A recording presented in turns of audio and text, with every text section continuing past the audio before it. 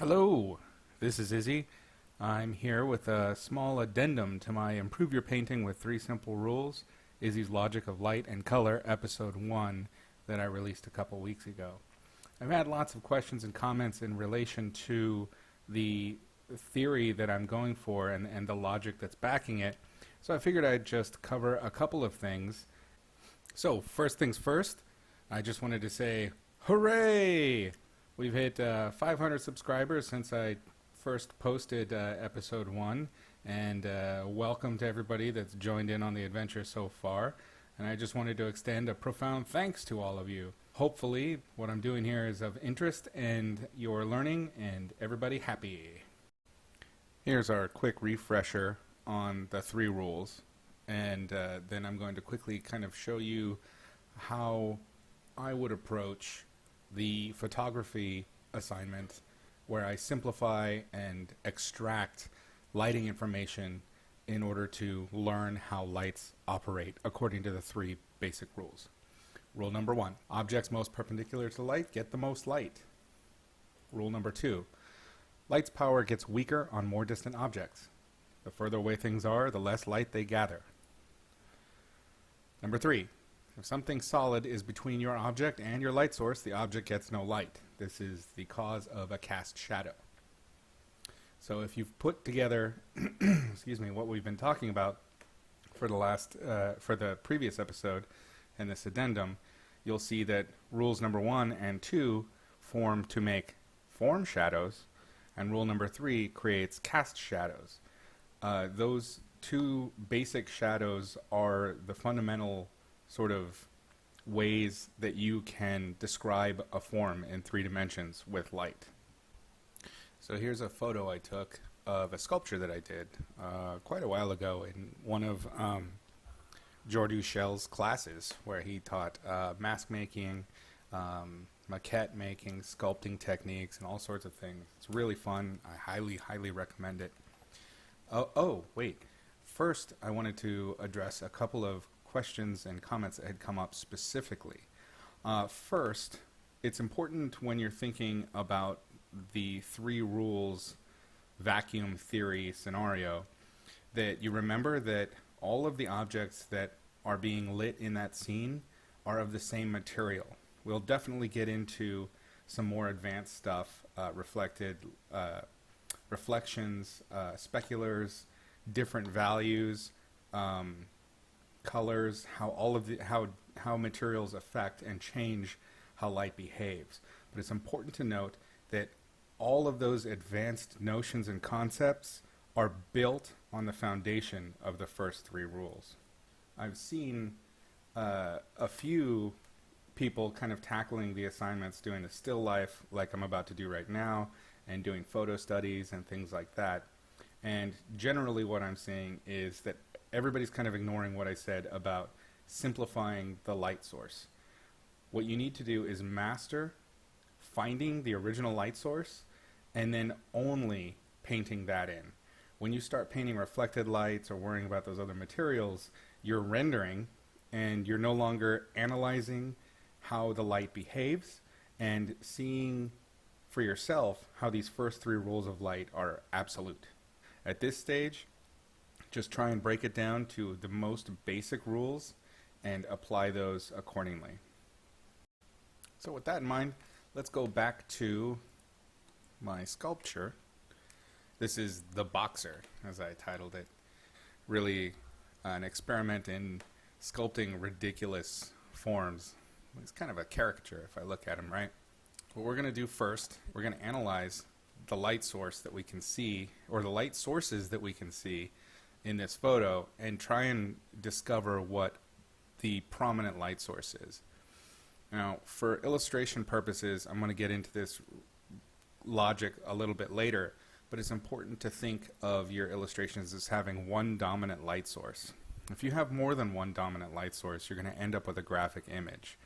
I can show you how that's going to work later on, but for now, just take my word for it. So if you remember, our first 3 rules will lead us, if we reverse engineer them, they'll lead us to our light sources. So I'm going to pick a bright color here. Okay, so we've got some hot spots. You can see a hot spot here, a hot spot here, hot spot here, here. And if you'll remember, with our first rule, the parts that are most perpendicular are going to be pointing towards the light. In 3D, that area where a surface points, its flat perpendicular point, is called the normal. In this case, we're going to be thinking about the normal as being the origin source of the rays of light. And you'll remember, perpendicular meant the hills and the valleys. So anytime there is a portion of a form that is perpendicular to the light, whether it be raised or indented, it's going to pick up that light source. And you can see that here as the form turns. Got it? Okay, so we know that in the center of these forms is where the brightest light is coming. It seems to be up higher on this sweeping form, which gives us something sort of like this for our light source. Now this image is confusing a little bit, and I'll explain why, and it'll be the result of pitfalls for lots of people trying to apply this system, so pay close attention. There seems to be a lot of broad lighting in here. You can see that the values don't seem to fluctuate, even though this form, I sculpted this, so I know that this form kind of sweeps and creates this big squash-like shape. Those values are even all the way across. The values seem to be kind of even across this rounded, bulgy form. We use our cast shadows because cast shadows are going to be the clearest indicators of how objects are overlapping other objects. And remember that when objects are overlapping another object, that's going to give you a direct line towards your light source. And again, I think it's kind of pointing towards the light source that I've chosen here.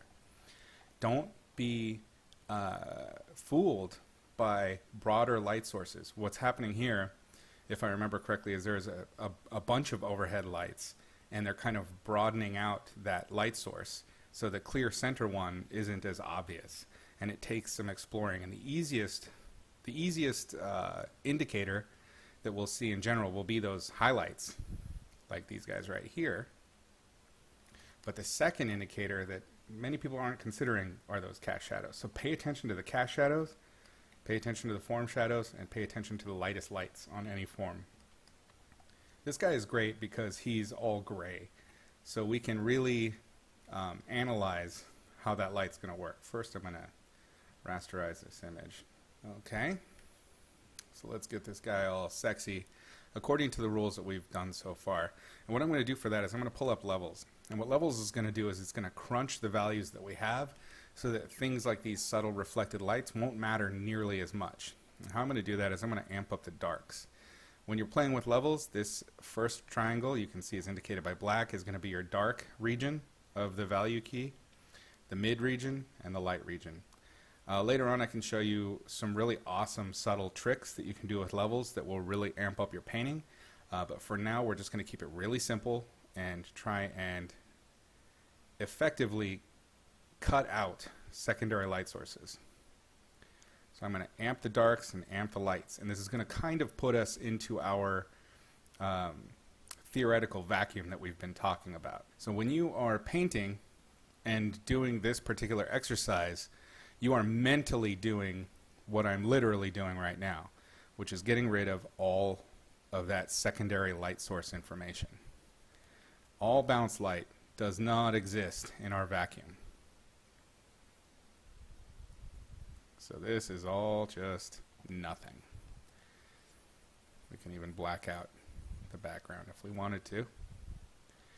When you are painting your individual objects, you should be thinking about them. Each object, as it's receiving that first origin light source, it should be thought of in this way. No reflected light, only the first light source.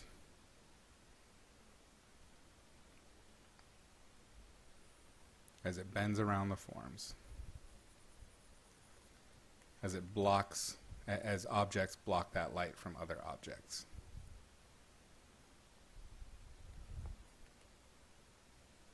So if you're painting a tea kettle or a coffee mug or a dog or a cat or something from a photo, this is when you do your full study, this is how it should end up looking without any secondary light sources, any tricks or anything like that. It's just the first 3 rules. Nothing more, nothing less. Get rid of all that reflected light if we can. Okay? So this is kind of what we're looking at when we're considering something being lit in that vacuum. No bounce light, just the one light source, and even material all the way across. All right?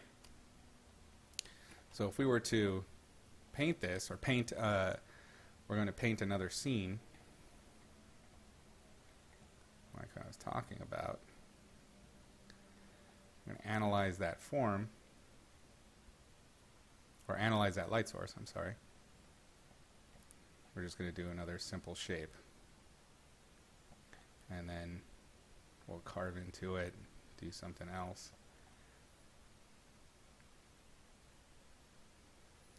Yeah. I'm going to feed my nightmares right now.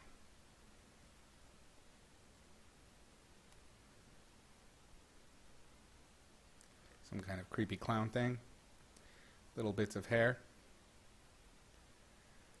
So I'm following the light source that I have started with the photo, and I'm studying how it's behaving with these forms.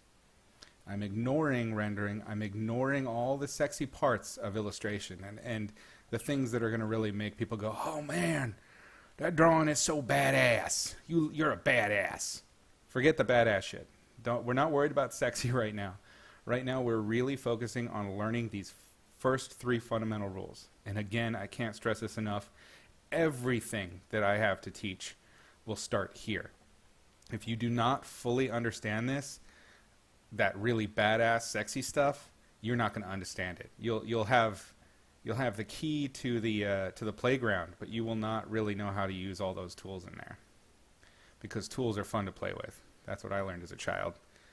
Also how I lost chunks of my thumbs on chisels. Thanks, Dad. Okay.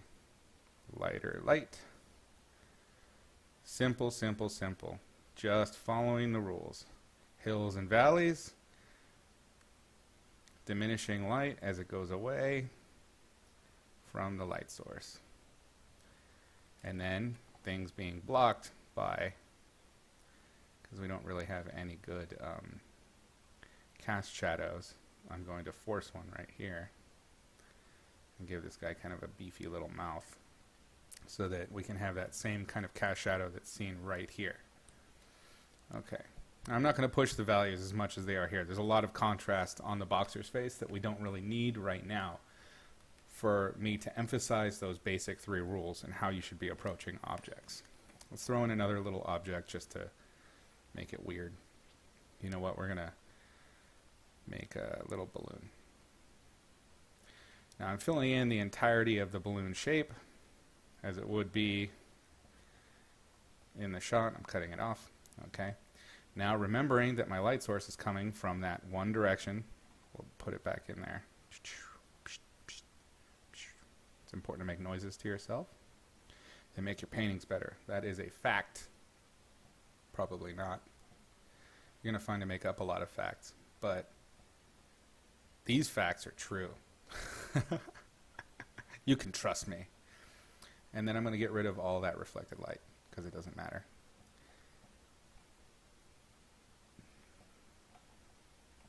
Okay, there's his string because he's spooky. All right, so it doesn't matter what you paint when you're doing your study. Either you can do the study directly from the photo and get this kind of effect, which is totally fine. You're analyzing that light source. Or you can create your own object using your own objects in a field according to the light source that you have. Either way works great. But don't worry about reflected light. Don't worry about color. Don't worry about materials, like if there's fur or things are shiny. Dumb everything down to like basic gray clay and practice those first 3 rules. Analyze every time you're out and about, especially at night when you can really clearly see these things. Look at how the light is behaving. very much of what I cover are things that I learned by painting, yes, and taking classes, but also by just sitting there and really looking at the light and trying to sort out what the hell is going on. So it's incumbent on you to take the time, sit down, and see whether or not my rules are right. I could be lying to you just to fuck with you. So watch out. Pay attention, analyze, study. If you found this video helpful, please subscribe for future updates. Follow me on Twitter and Instagram at @CannibalCandy. Find in-depth articles on painting logic and philosophy at cannibalcandy.com. I'm adding demos and videos available for purchase on gumroad.com/cannibalcandy. And if you have a heart for adventure, please consider checking out my Patreon page, patreon.com/cannibalcandy. There I'm launching a whole new project devoted to art, adventure, and teaching on the high seas. See you on the flip side.